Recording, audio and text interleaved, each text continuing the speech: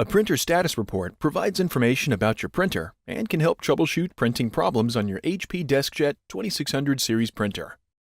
With the printer powered on, lift the input tray. Lower the output tray and then slide out the output tray extender.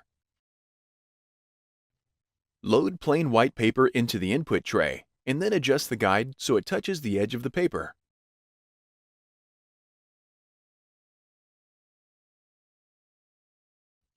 On the printer control panel, press and hold the Cancel button for 3 seconds and then release it to print the report. If the report prints successfully, the printer is working correctly. If you are having problems printing from your computer or device, the cause might be the connection, device settings, or the software from which you are printing. The printer status report provides important information about your printer. Easily find support information on support.hp.com using your printer model number.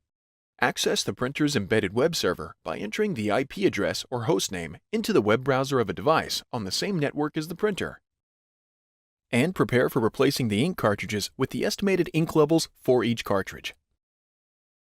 Before heading ahead into the video, in case you are facing any issue with your HP printer device, get in touch with our HP printer expert.